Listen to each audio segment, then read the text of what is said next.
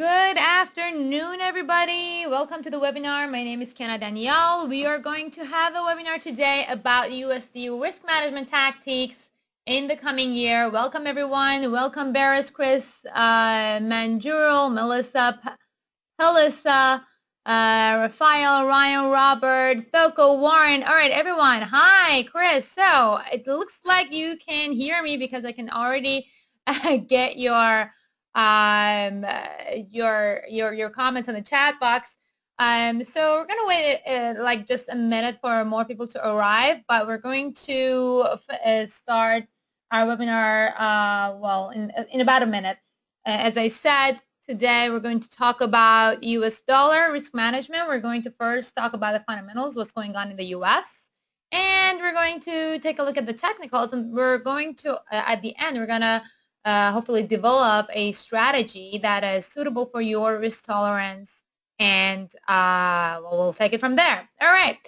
So here we're going to first show a high-risk investment warning. Trading a margin can result in losses that may exceed your deposit funds. Before deciding to trade foreign exchange, you should carefully consider your investment objectives, level of experience, risk appetite, and risk tolerance. There is a possibility that you may sustain a loss of some or all of your investment, and therefore you should not invest the money that you cannot afford to lose.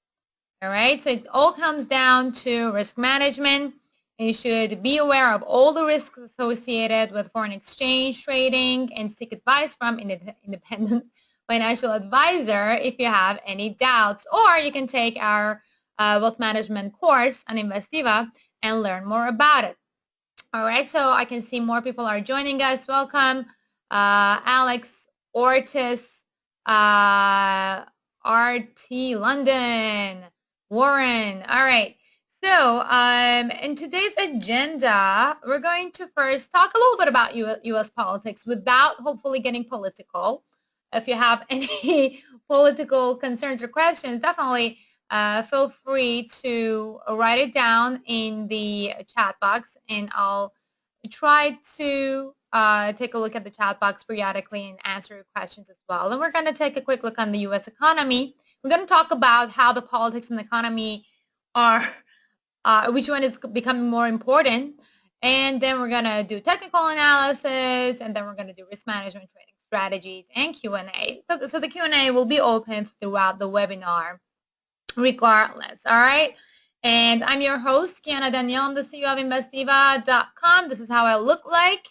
And we are going to get started. As everyone, yeah, all right. I think we're good to go. All right. So let's talk about U.S. politics. I believe a lot of you already know what's been going on. We have a new president in the U.S., Donald Trump, who is somebody who has not been in the politics before. He's a real estate person and a TV personality, and then he decided that he wants to run for presidency. People at the beginning thought it's a joke, then turned out that it wasn't a joke, and he actually won the presidency. And before he take office, and before, well, while he was running for his campaign, and the reason why this is so important for forex traders is that Trump was indicating at the time that he may want a weaker dollar. And at the time, he was accusing, well, in his his "Make America Great Again" slogan, he was accusing many countries such as China, Germany, and Japan of manipulating their currencies to weaken them against the dollar, and thus gain a competitive advantage compared with the U.S. exporters. So that is, in fact, if you talk to any economist, you will know that that is a very naive and simplistic view on how currencies affect and impact a country's economy. We've talked about this in our education courses in Investiva. Yeah, for example, Japan, they highly rely on exports for their economy. At least they did at the time that Japan was facing the boom in their economy. Now they're actually relying more into domestic economics. But yeah, for a country like Japan, that majority of its economy is driven by exports, yeah, a weaker currency could be beneficial, but the US is a lot more complicated, very complex, and it's a lot bigger than a country like Japan or Germany, right? And so if you just think that a weak dollar could be beneficial for the U.S., that may not actually be true. And so it looks like Donald Trump is getting to have an understanding of this. Last week, he asked one of the advisors, all right, is weak dollar good or bad for U.S. or U.S. economy, which made traders and market participants think or believe that, all right, so maybe what he was saying during the campaign, he's not actually going to do anything about it, because at the campaign, he was very confident that, oh, weak dollar is going to be better for the economy of the U.S., but now he's questioning that. So now there is a chance that he might get a different answer from a different advisor, or he might change his approach when it comes to the US dollar strength. And so, for example, China, if anything, is trying to manipulate its currency to be stronger, not weaker. And the president's criticism could come back and hurt the US economy.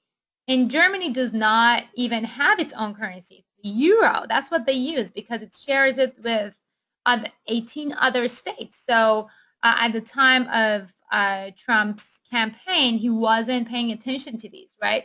And the prosperity of the U.S. under current system depends on the dollar remaining relatively strong, according to a lot of economists. And that could be the reason why the Fed's chairwoman, Janet Yellen, has turned so hawkish when it comes to that. And the U.S. can borrow unlimited amounts of money at interest rates that it practically sets for itself, thanks to the fact that the dollar is the world's reserve currency, and no other country has this privilege, right? So to tell you a little bit more about this, the US dollar made up 63.28% of allocated world reserves in the third quarter of 2016. And this data was published by the IMF. And the dollar was then followed by the euro, which made up 20.29% of the world reserves, and then British pound and Japanese yen, with around 4.5% each.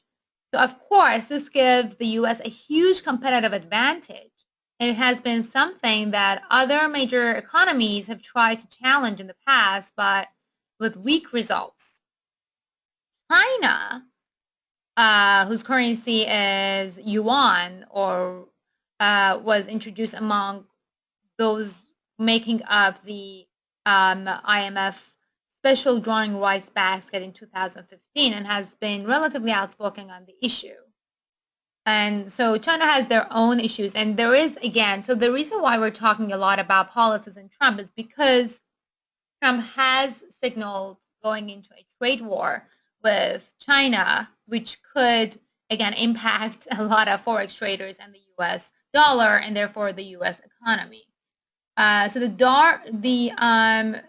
for example, during the financial crisis, right, the dollar weakened, and the Fed tried to counteract the credit crunch by printing money, quantitative easing, and keeping interest rates at historic lows.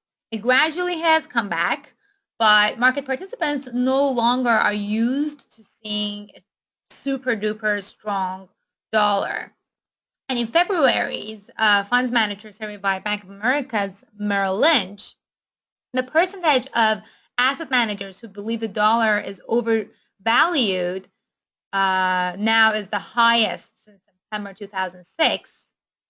And the long US dollar trade is seen as the most crowded by far.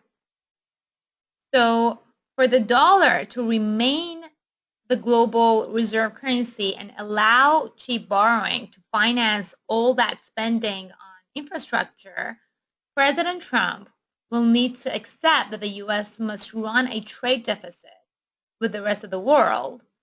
And because the U.S. simultaneously cannot borrow from the world and run a trade surplus.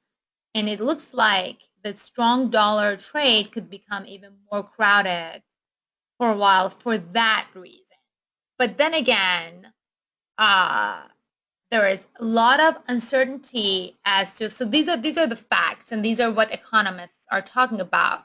But what we have learned from Trump and his approach to governing is that he doesn't really take advice so far, at least, or pay attention to some of the facts, right? And he really does like what he believes in, and he governs and he signs executive orders based on his own beliefs.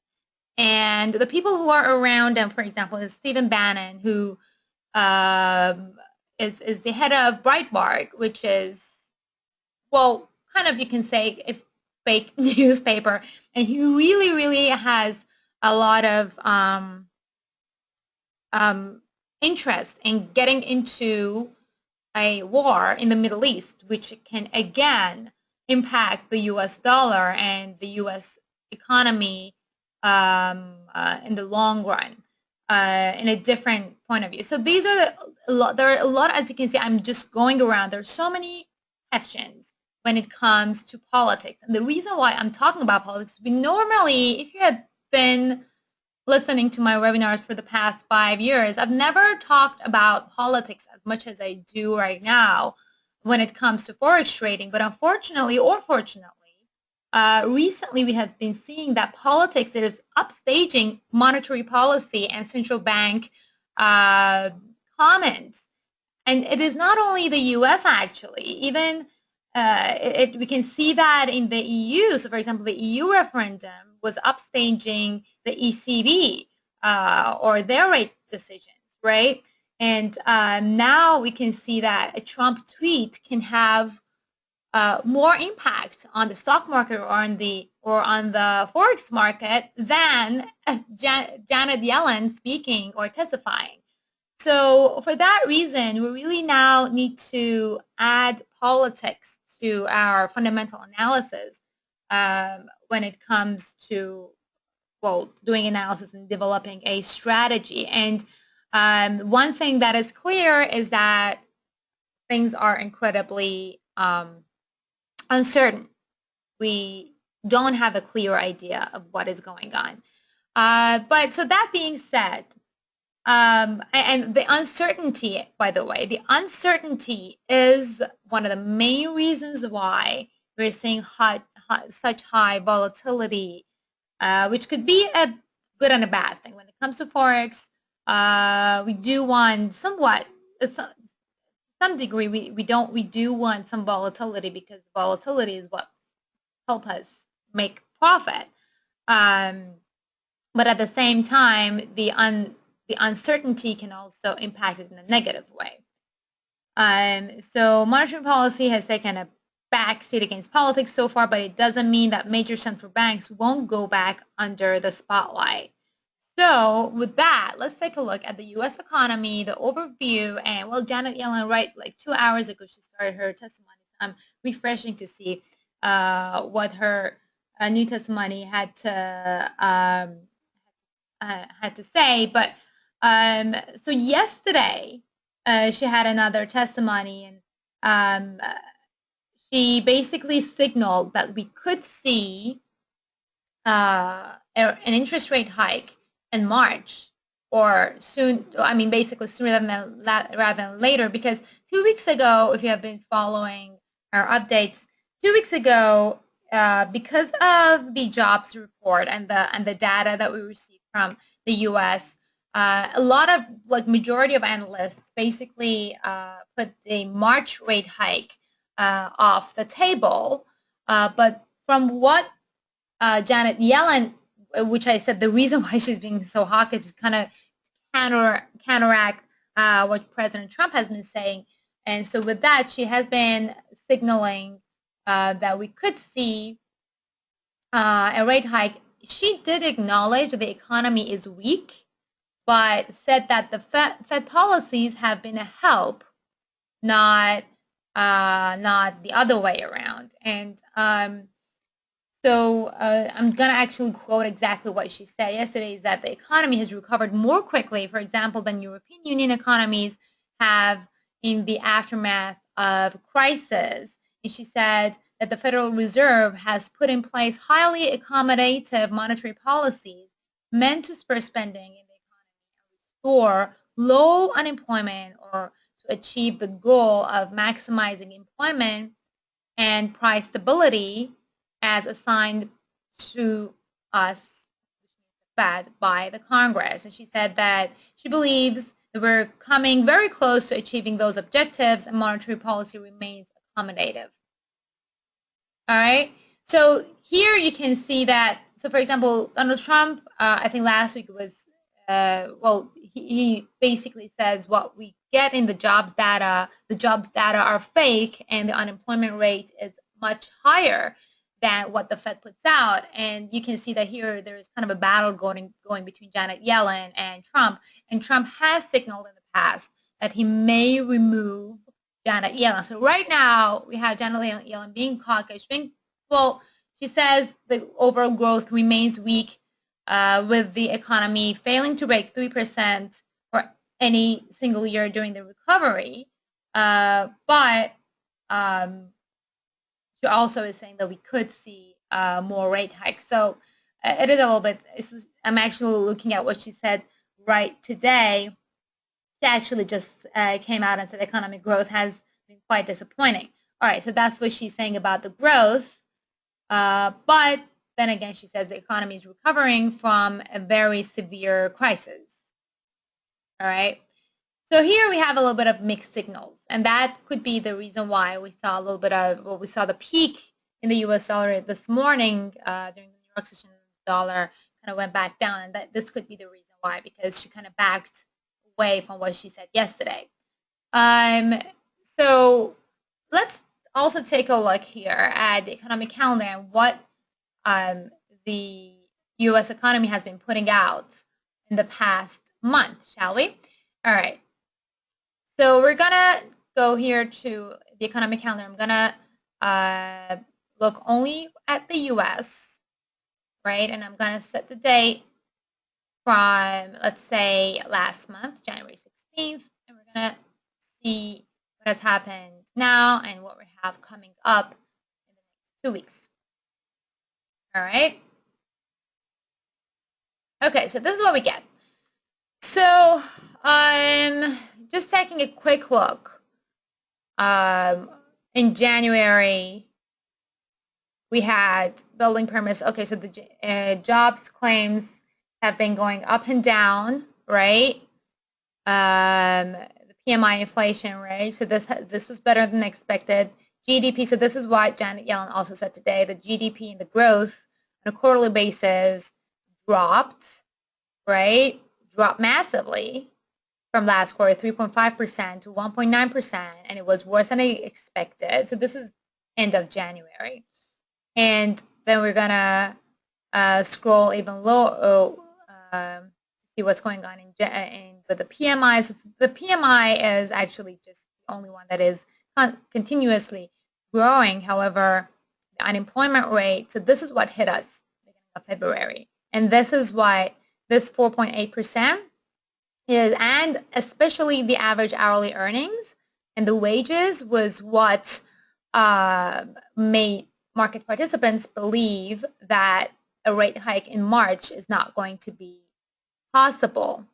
All right. And then we had the trade balance, which came in better than expected. We had, let's see what else was important. Statements were fine. The producer price index was better than expected. So then in February, we started having more of a green ticks. Consumer price index is very important for inflation. This was great. This was one of the good things that came out this morning. So together with this and Janet Yellen, who spoke a few hours ago, this kind of, so with her saying more rate hikes yesterday and then this morning having better than expected stuff, early in the morning we saw the gains and the rally in the US dollar, and then she came out and well said that the growth hasn't been good, so people are still speculating at this point right now today. Okay, and again, also we had later after that, we had the industrial production, which came negative comparing to January, dropping comparing to that. And so these were basically what really moved the market this morning. All right, and coming up, again, we have like the weekly jobs reports and the minutes, which is going to be next week. That is going to be the important stuff that we're going to be looking at. But then again, as I said, the conventional economic calendar nowadays is probably less important than the politics. I just got a question. Please enlarge the text. Small. Sure thing. Hold on one second. Let me see how I can do this. We can do this by it is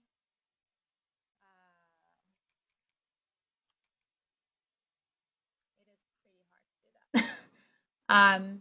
We're actually going back to if you can't see this where I went is FX Street, you can also find it on orbix.com. They have an economic calendar.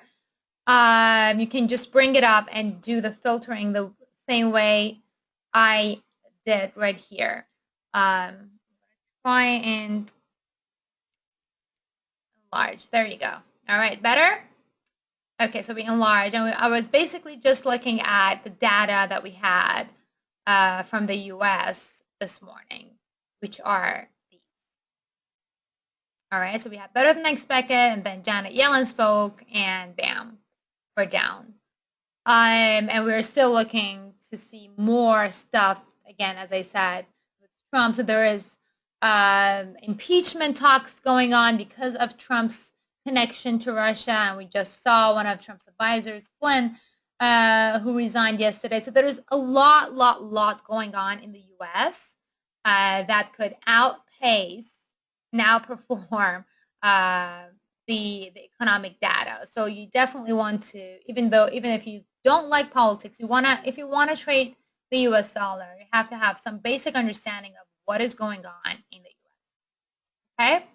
So with that, we did the fundamentals and the politics. And with that, we're going to try and combine that with technical analysis and see if we have, based on our IDDA, strategy development, let's see if we see some opportunities when it comes to the US dollar. All right, so I'm going to try and cover as many US dollar crosses as possible. Okay, so here we have dollar yen. Let me see if I can enlarge this one. Go.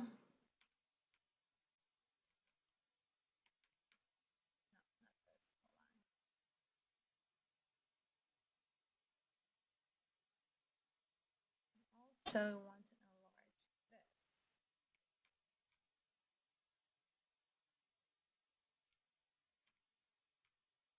this. Okay, is this good? Everybody can see the price levels?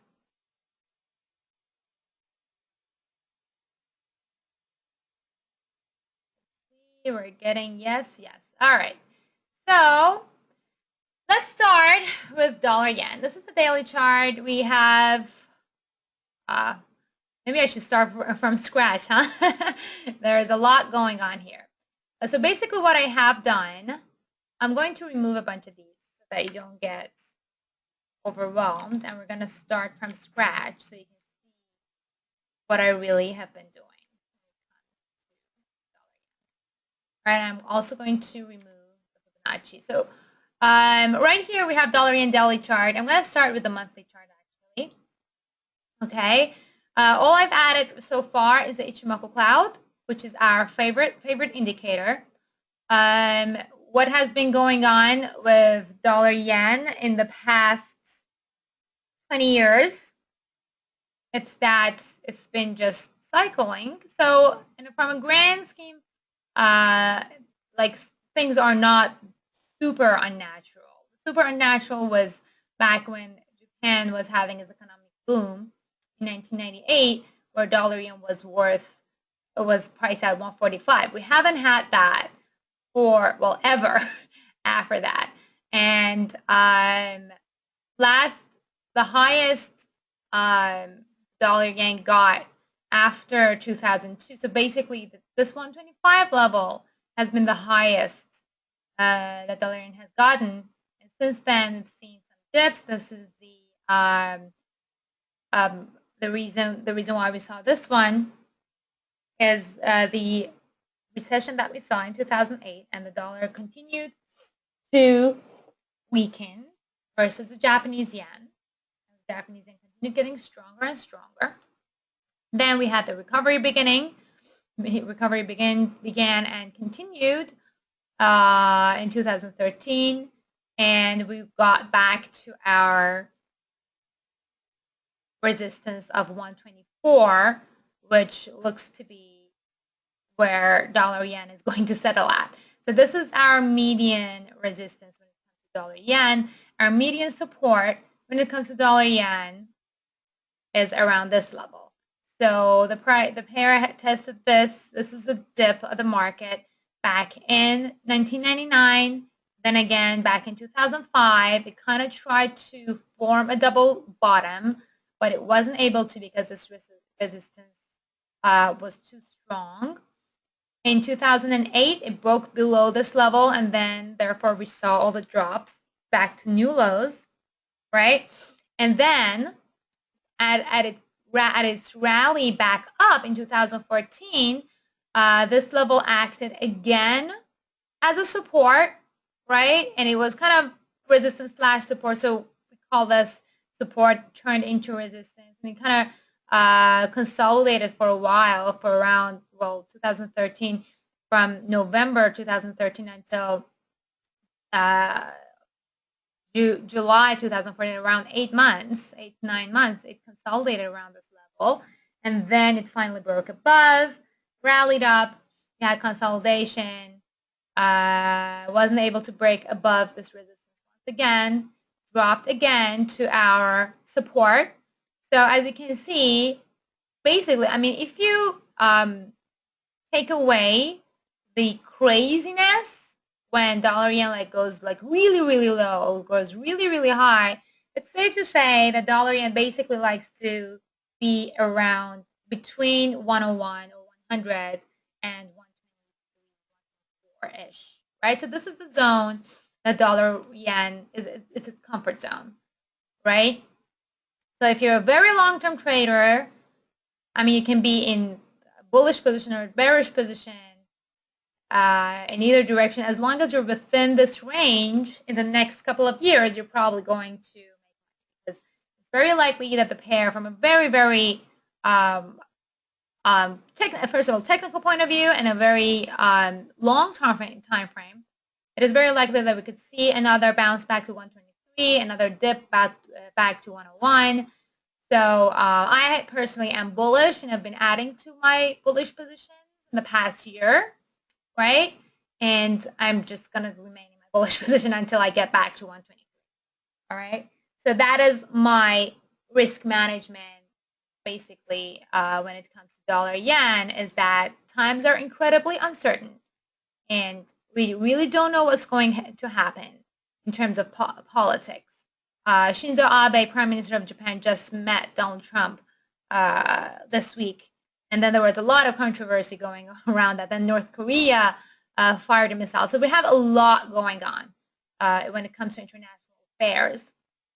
So there is no way for us to predict what's going to happen. There is no way for us to predict if North Korea is going to start a war with Japan, in which case Japanese yen will probably get incredibly volatile, or maybe weak, maybe strong. It depends if America really stays true to their agreement with Japan, which is protecting Japan when it comes to a war. So there is a lot going on, and it's very hard to comprehend. So my favorite thing to do with Forex right now, if you cannot follow the politics, just stick to grand big picture, and don't get into super large positions. And we're going to get into that, onto how to do the risk management.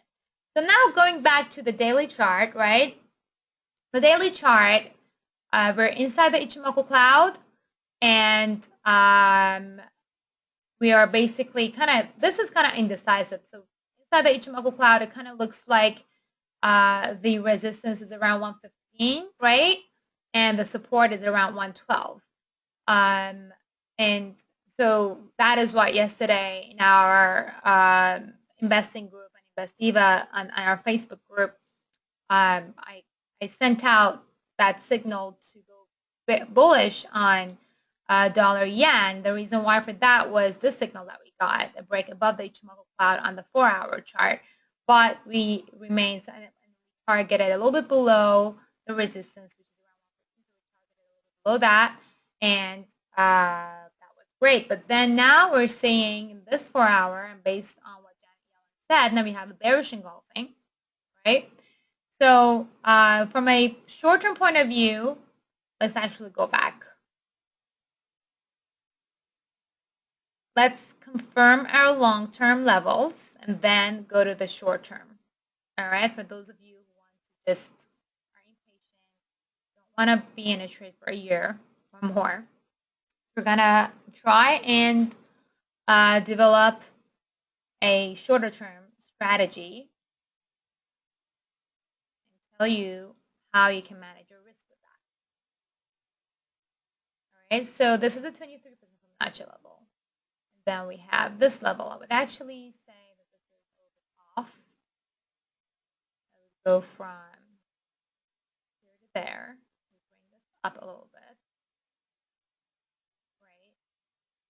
So this actually could be our pivot. I'm going to paint our pivot levels in orange and our support levels in purple. And then we're going to have the resistance, which at this point is the upper band of the Ichimoku cloud. All right, so this is our medium / long-term support, resistance, and pivot level, right? And then we have the next support level, which is somewhere between the lower band of the Ichimoku cloud and 50% Fibonacci. I would go with the higher one just to have lower risk. So this is 109 almost, right? So this is our long-term support. From a daily point of view, we don't have any signals. All right.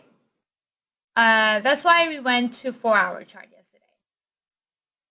And from a hourly, 4-hour chart point of view, yesterday we had the signal.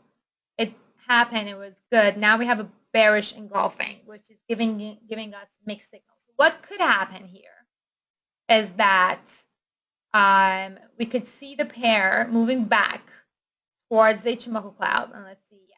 If you look at the future cloud is actually moving upward. So one strategy that you could develop with dollar yen, and this is high to medium risk. This is not for people with low risk tolerance. One strategy that you could develop because of the signals that we have here, and not because of the fundamentals, because the fundamentals are absolutely nonsense at the moment, right? We don't know what's going on. But from a technical point of view, we kind of have another chance to get in at 113, right? And take profit. I wouldn't go to 116 yet because we don't have that signal.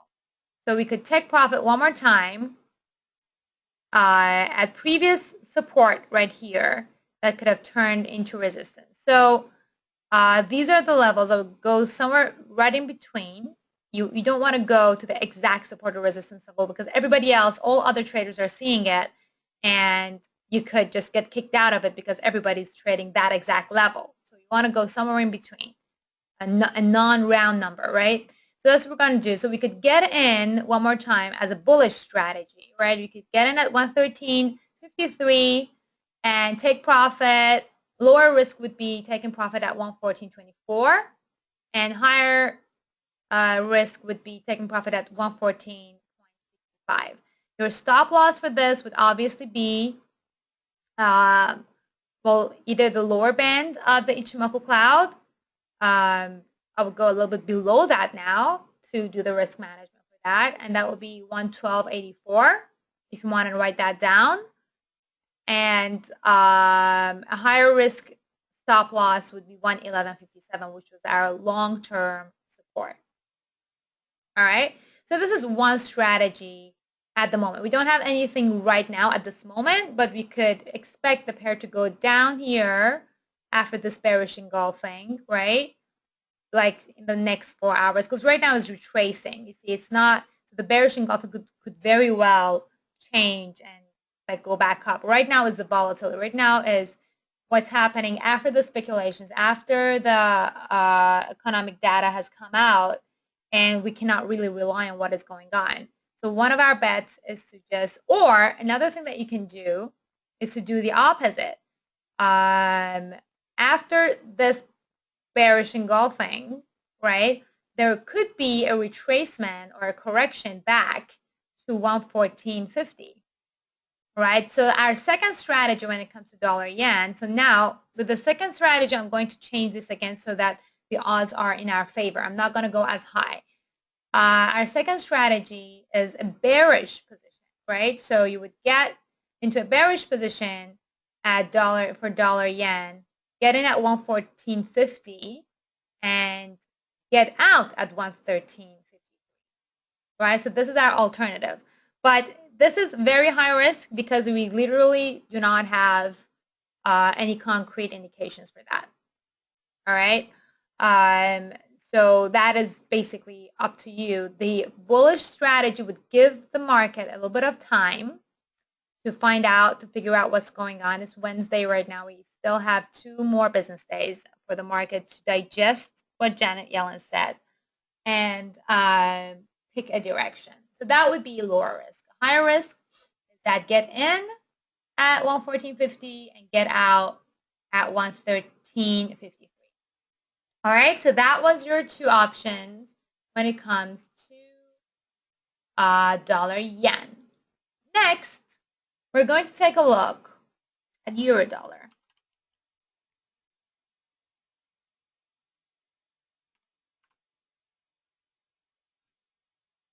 So this is 4 hours. So you can see basically the same is happening with euro dollar. Dollar is quoted second, so this means that the US dollar weakness is pushing euro dollar up, forming a bullish engulfing, exactly basically the same as what we saw in dollar yen. But when you go to, let's again start with the monthly chart. It's a little bit crazy over here, but bear with me. So what is happening with dollar yen is that the cycle has been a little bit fewer than that of dollar yen. The cycle happened mainly around here before the market crashed. No, I'm sorry, before the talks of referendum started in euro, right? And this was basically a medium. Now we're in a completely new zone when it comes to dollar yen, and when it comes to euro dollar, and there is a good chance that we could get back to the lows of 2001 based on the cycle. The cycle is still not finished. So we could see, and it has been consolidating for 2 years now at this level. 105 was the main support for 2 years, but then it broke below it last month. And that is when we basically, the doors were open for further drops and eventually perhaps even reaching parity. We have been waiting for this parity for 2 years. So the monthly chart is a little bit less indicative, but look at what's happening in the daily chart. So the daily chart, oh, we don't need this.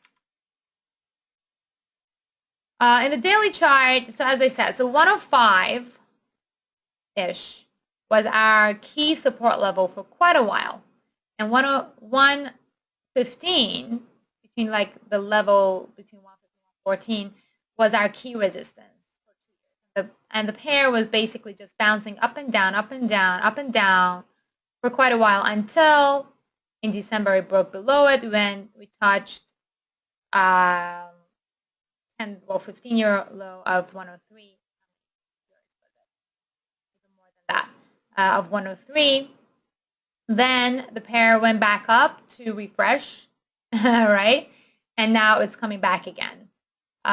With that, today it touched below the HMO cloud once again. We're waiting for this, but we did start. So the upper band of the HMO cloud did act as a resistance.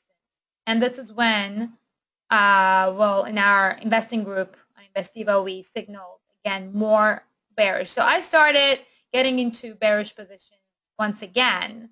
We did take profit. So we were in a bearish position when it broke below the HMO cloud over here. We took profit at 105. And then we restarted getting into bearish positions around here. And then it reached 103. It wasn't able to break below it. Our target was 102. So remains that. So as it started to go higher up, what we did is we added to our bearish positions. And here, when the resistance level, when the upper band of the HMO cloud acted as a resistance, we added again furthermore of our bearish position. And now we're going to continue. We're going to start taking profit at these support levels. 105 is one of them that we reached yesterday. 103.88 is the next one. And then for a longer term point of view, again, I'm still looking at 102.50, well, a little bit above that, 102.56 as our long-term bearish target. And this could take a while, right? Depending on what comes out. So euro dollar, I like this a little bit more because not only euro is in danger because of Brexit and all the other countries facing a ton of problems, but also US dollar. Well, US dollar, we really just don't know what's happening with it. At least with the euro, there is more, and there are like ECB, they're still practicing negative interest rates. So there is more with euro, negative on euro, and a little bit more certainty when it comes to the Eurozone than the US. So at least with this, we have a little bit higher certainty that this could push down lower. But then again, I mean, there is always risk, obviously. Do not ever take everything that I say for granted, because I don't have a crystal ball. I just look at the charts. I'm looking at the pair tested below the HMO cloud today. Wasn't able. The Kijun line is about to break below the Tenkan line again. We still don't have this. So we still do not have a concrete signal for this. So what could happen if you don't have any positions with the euro dollar and you want to develop a strategy? So this is what you could do. All right, so we saw that today the pair tested below the HMO cloud and then went back up. And it's right now trading over here. So what you could do is to just wait. Wait for the Kijun line to, so this is a low risk strategy, right? So wait for the Kijun line to break below the Tenkan line. And wait for the pair to break and confirm below the Ichimoku cloud, and then wait for a correction. Because once it breaks below the Ichimoku cloud, then you can normally see a correction. So today, for example, or in the past 2 weeks, we saw a march of the pair just going down, down, down, down. So there is a good chance if you look at, if you let's go to 4-hour chart so they can see the waves, right? So you can see for every down move, there's an up move, down move, up move, down move, but then the resistance level is just going higher and higher, and this was our resistance level, and then the pair broke below the Ichimoku cloud. So from a shorter term point of view, we did have this bearish signal right here. Our target would have been 105. As I said, we already took profit from that short term one, right? But now we could see a retracement even back to one of these levels. It could go back. This could be just a resistance right now, and it can just go lower from here. But because it's the bullish engulfing, it could go even higher to the next resistance level here. And that would be an ideal time to, if you don't have any bearish positions with the euro dollar, this could be 106.19. We could easily see the pair going back to this. And this could be the place that you can get into a bearish position. gets here, get into a bearish position, and then if you're in a short-term trade, here are the places that you can take profit. Use Fibonacci for this now. So as you can see, this actually, so this falls beautifully on the 50% Fibonacci level. So this 105 again and again and again proves to be an incredibly important level, right? So because this is 50% now, actually you can even get into a bearish position right now. And if it goes higher, you can add on to your bearish position, right? And then your targets are our Fibonacci retracement levels. If you have low risk tolerance, you'll just get out at 105.37. If you have higher risk tolerance, if you have medium risk tolerance and you want to be in a short-term position, you get out at 104.64. If you have even higher risk tolerance, your profit target is 103.88. And if you're a long-term trader like myself, you'll just wait until 102.50. That could not happen immediately. So if you want to just take advantage of this, you can get in right now or add on to it at 106.15 and then wait for it to continue down. Stop loss for this, again, as I've said before, I'm not a big fan of stop loss, but if you insist on having a stop loss, the levels that you can consider is, well, 107.50 or 107.25. I'll go with 107.50 because that is one of our important levels, right? So a little bit above that. So 107.55 could be one of your stop losses. All right. So 107.55. Your second stop loss is 108.49. I would even go higher because this has tested this before. You see, the reason why I don't like stop losses is because sometimes tests it, right? So if you were in a bearish position, like let's say here, right? Let's say you were in a bearish position here, and then you had a stop loss right at here or right at here. You see what happened? It went up and then bam, it went down. So if you had a stop loss, it would just get out of the market, get kicked out of the market, and for no reason and not take the profit. I don't like stop losses and I don't recommend it, but if you do want to have them, 105, 109, 020 is one level that you could consider. I'm getting comment from Ken. Thought market was too large for stop loss hunters.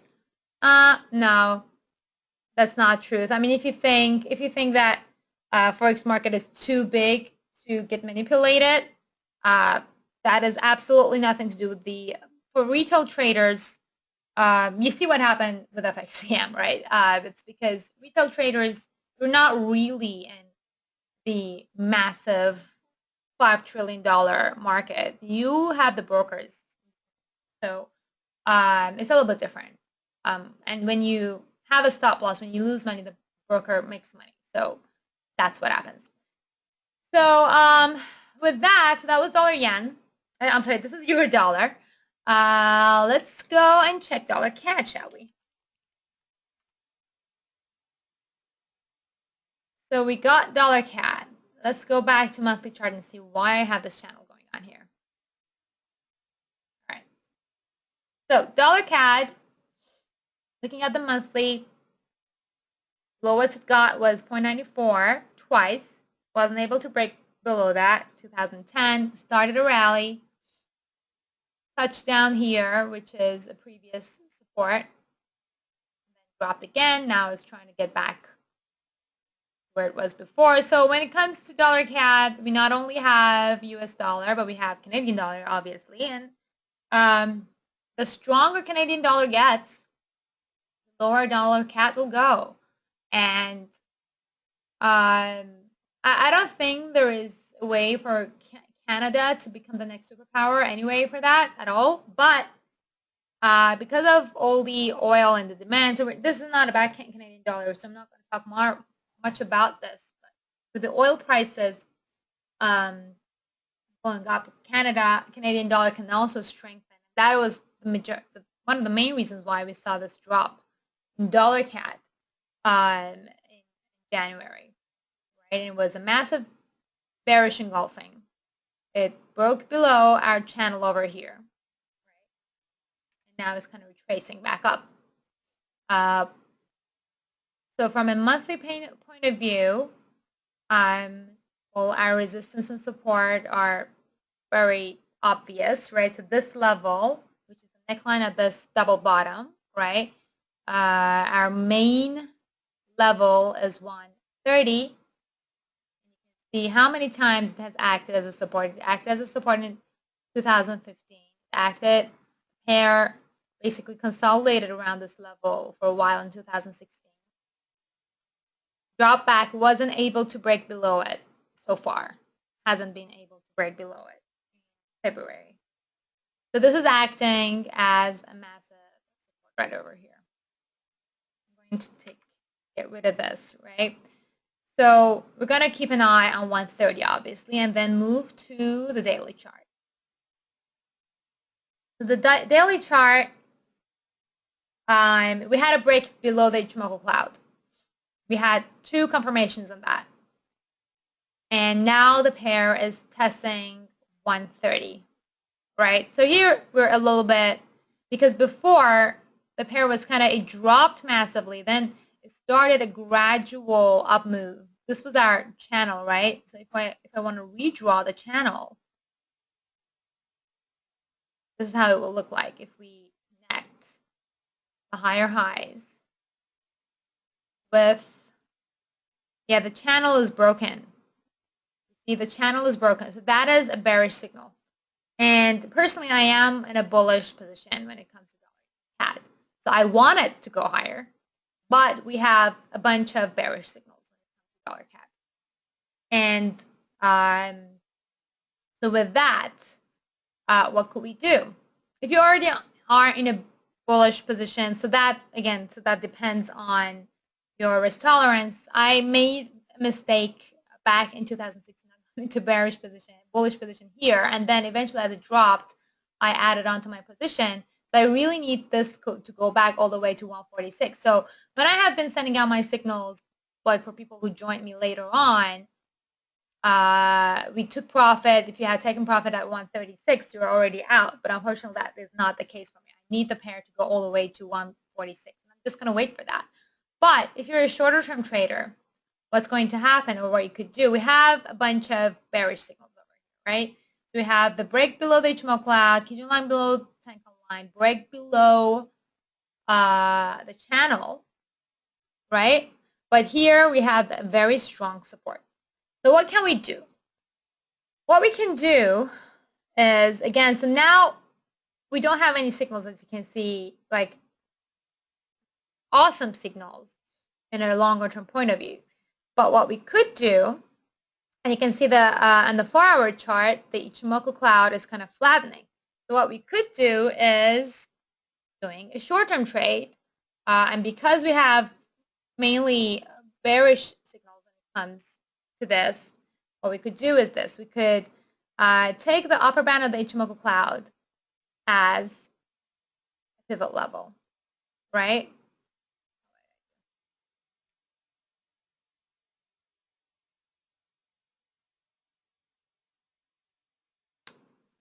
Hold on. Why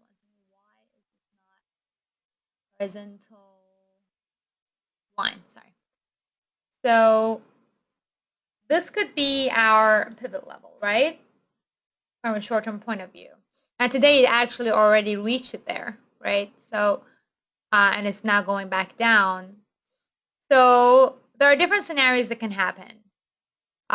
Dollar today didn't have a good time after Janet Yellen, but we're still testing and it's kind of retracing. So it's very probable that the pair could go back up again to this level. And that would be a good time to short the pair, dollar CAD, right? And get out of it at shorter targets, right? So you could set up to actually bring it even lower, because prevailing cloud is really getting thin over here. So you could go bearish at 131.06 and get out a little bit higher. Yeah, because this was another support. So I want to really have your odds in your favor, right? So you can get in here, get out at 103.60. Okay? So as you can see, normally I have very, very big targets and long-term targets, but right now, because of this uncertainty, I'm just looking at short-term targets. And then once it gets here, so that is for higher risk tolerance traders, right? Another scenario is you wait for another break below the Ichimoku cloud, wait for the confirmation, wait for it to go back up and get in at 138.90. So that this could happen like tomorrow or Friday, not immediately. So you wait for that. You wait for the confirmation. And then you get in here, you get out at 130, or so then because you have the confirmation, you can have a little bit bigger risk appetite and you can target a little bit lower. You can target 129. Say this would be a little bit more probable. So 130 something, right? Never go with a round number. Alternatively, so right now we're waiting and seeing, right? Alternatively, if the pair suddenly breaks above the HMO cloud and confirms above the HMO cloud and the Tenkan line breaks above the HMO cloud, that is when our scenario could shift. If that does happen, if the pair breaks and confirms above the Ichimoku cloud, then we're going to go back to the daily chart, right? So you can see there's going to be a while that the pair even breaks above the daily Ichimoku cloud. So for that, we really need to wait. For in the hourly chart, if it breaks above it, again, I wouldn't go crazy with the target. If it breaks and confirms above it, I would go bullish around here, 130, 130-ish. Wait for a retracement, get in there, and then I would target one of the resistance levels. And I would go a little bit below it, so 131.94. Get in at 130. So these are all like below 100 pips. So I'm not, as you can see, I'm not suggesting massive profit take trades for now, because we really need a little bit more information on what's going on. If Trump suddenly gets impeached, then really things are going to hit the fan. So we don't want to go crazy with our outlook. And so that's that with dollar CAD, the two scenarios. We're waiting and seeing. And it really depends on how much risk tolerance you have if you want to get into a trade. All right. So we have, I'm seeing a bunch of questions. So let me just take a look at the questions here. So we have Kim John saying, if no stop loss with a long-term approach, how can you secure your account for a flash crash which just recently happened last year? So that's a great question. I normally, as I said, a flash crash, so I have remained, personally, I have remained in my position because normally, so for example, with the dollar Swissy, right, a flash crash did happen, right? And I did get kicked out of my stop loss, helped me over here, right? This is 2015, right?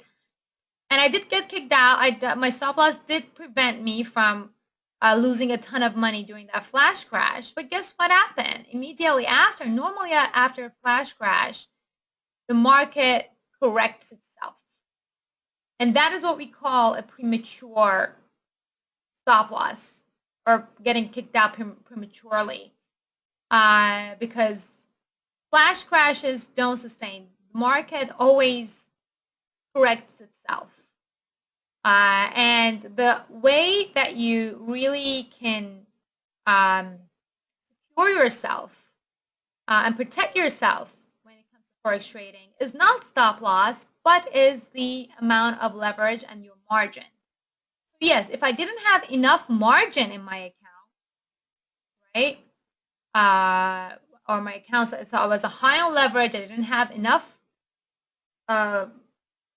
money in my account, yes, my account would blow up even in that second. So that's the reason why we always, the only way you really can protect yourself is leverage and maintaining a healthy margin with your account, not the stop losses. And even like when it comes to that, that is my belief. I know that there are a lot of forex traders and forex brokers who say the opposite, and they would argue that the stop loss is the only way to protect yourself.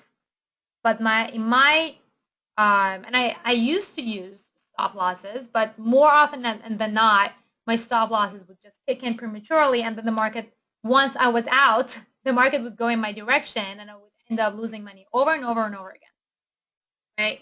So now I just don't do the stop loss. I stay in it for a long term.